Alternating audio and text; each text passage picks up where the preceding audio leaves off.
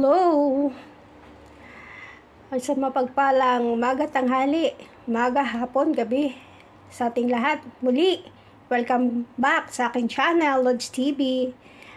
Sa araw pong ito, share ko po sa inyo. Gagawa po tayo ng lumpiang tuna na meron po tayo ditong mga sangkap. Meron po tayong cheese. Meron po tayong mayonnaise.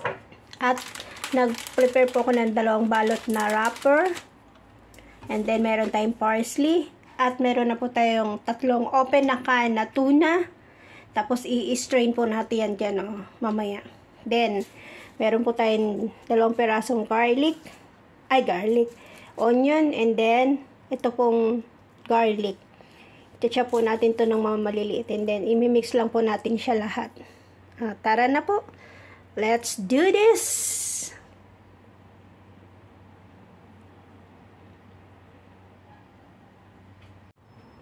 Ayan, ito na po. Ano natin siya, na-drain na. Ngayon, ilipat na natin siya dito. Yung sabaw po nito, huwag po natin itapon kasi pwede po natin yan magamit sa kanin, sa pang-sabaw-sabaw. Ayan, ito na po. Ngayon, nakalimutan ko pong pumili ng carrots kasi kailangan po nito ng carrots. Ayan, ito na po. Na-mix na po natin siya lahat.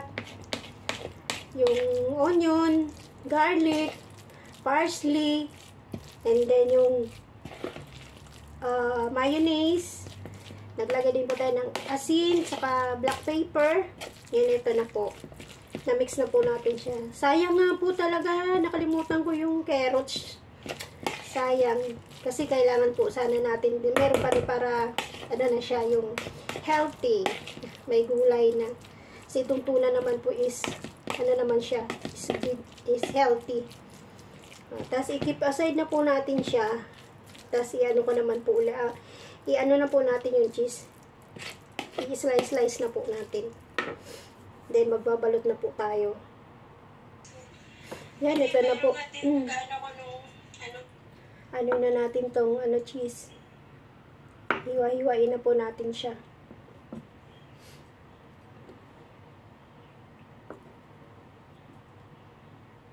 Dumidikit po itong cheese natin. Yan, ito na po. Nahiwa na natin ang ating cheese.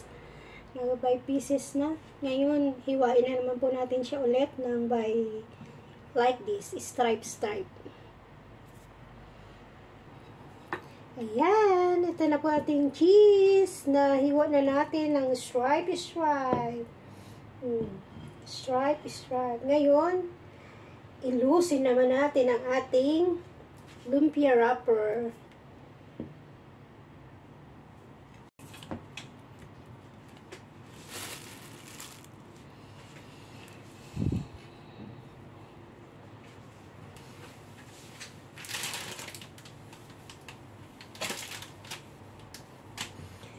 Inaano na natin itong isang pack na wrapper. Inaano na natin, unloose na natin. Baga, tinatanggalan natin sa pagkakaano niya. Dikit-dikit. Ni isa-isa na natin. Para sa ating pagbabalot ng ating tuna lumpia. Ang sarap.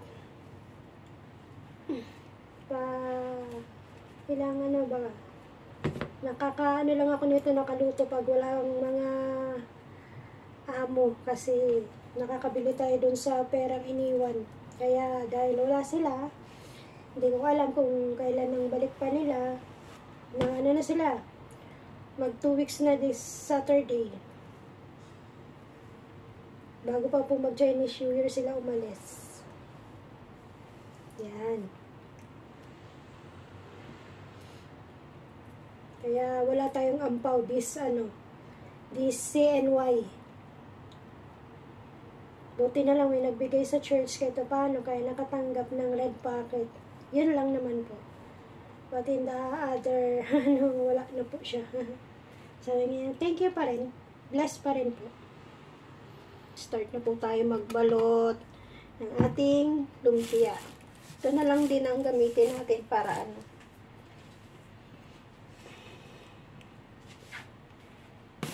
Yan. itong ating tuna lumpia.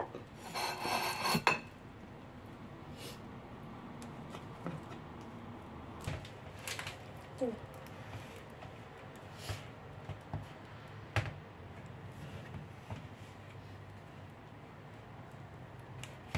Ito yung ating kailangan natin ng sandalan para may ano. Ito. Ano natin. Yan. Yan, okay siya. Okay po yung ganyan.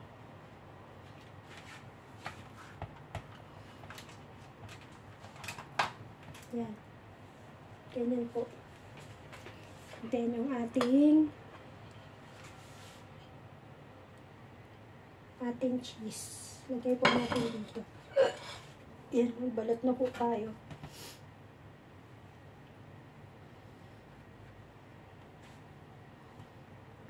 Ganyan.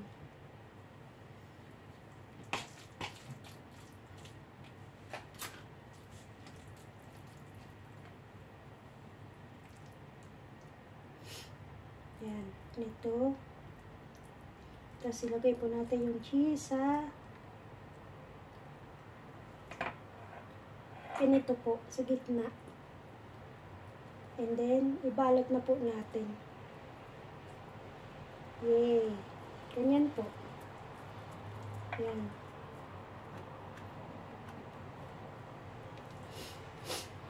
Medyo basa-basa ang ating ano kasi nga doon sa ating mayonnaise. Yan. Kahit hindi na po kailangan ng pangdikit o tubig kasi basa naman po ang ating ano. Ayan na. Mayroon na tayong isa. Yan.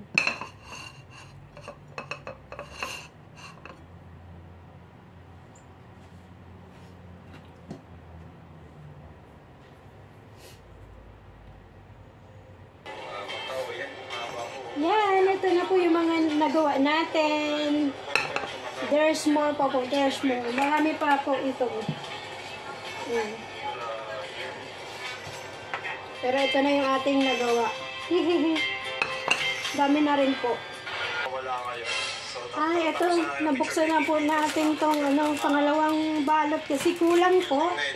Ito na po yung nagawa natin sa isang pack. Ngayon, ito, meron pa po tayong konti. Yan. Ito natin. Para ano. Pero siguro hindi na po ito maubos lahat. Kaya, i-ano natin to ng half lang siguro. Hintay namin si Ate Nelia. Saan kaya si Ate Nelia? Yan. Si Ate Nelia lang pati naliligaw. Wala siyang kasama pati. Resort, beach. Konti lang yung mga resort. Yan, ito na po yung nagawa natin. Bali, ano, 1.5 pack ng ating wrapper. Meron pa. Ito na po. Hindi ko po alam. Hindi ko pa binibilang ilang pieces na to. Then, may natira tayo na itong cheese. I-ano na rin natin. I-wrap na rin po natin siya. Ito na po. Tapos na po ang ating lumpia tuna with cheese. Tapos yung cheese na sobra po natin ay binalot ko na rin po para hindi po sayang. Ayan, ito po yung mga cheese. Itong medyo payat-payat po. Ito po yung cheese. Ayan, dami-dami po yan na ano natin. Pang ulam. Pwedeng snack. Pwedeng breakfast. Tapos ito po yung ano natin sabaw kanina. Ngayon, ikikip ko po yan kasi pwede rin po yan pang sabaw-sabaw sa kanin, pang ulam. Ngayon, ito na po. Magpiprito na po tayo. Ito na. Naghanda na po ang yung lola. Gutom na rin po pati ako.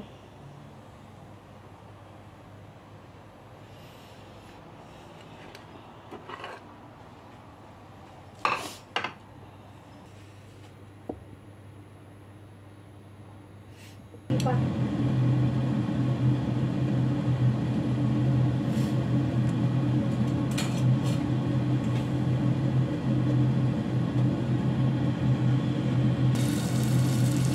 Yan, init na po. Tapos ito magkuha tayo ng ating cheese. masyado pong yung ano natin, lakas ng apoy. Madaling dapat po medium lang po natin siya. Medium high na init po. Yan.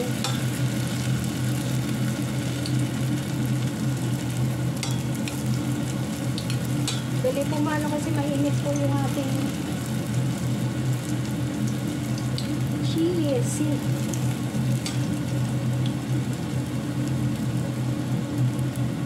Yan. Okay na po to. Then yung iba, ikikip na po natin. Ganun tayo nitong ating pang-ulam.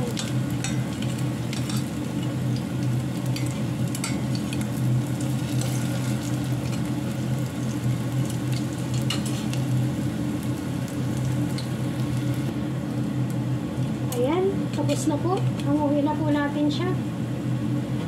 Lagay po natin dito sa may itong iba po na medyo natutong ang wrapper kasi na mainit.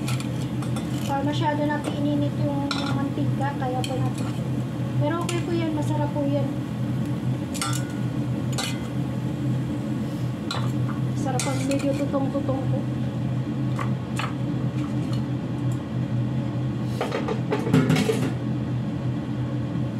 Ayan.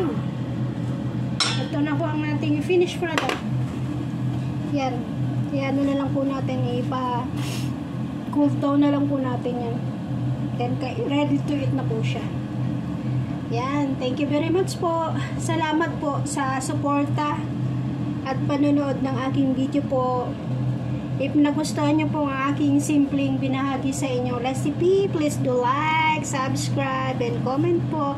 Ingat po tayo parate. God bless you po. Let's eat. Enjoy!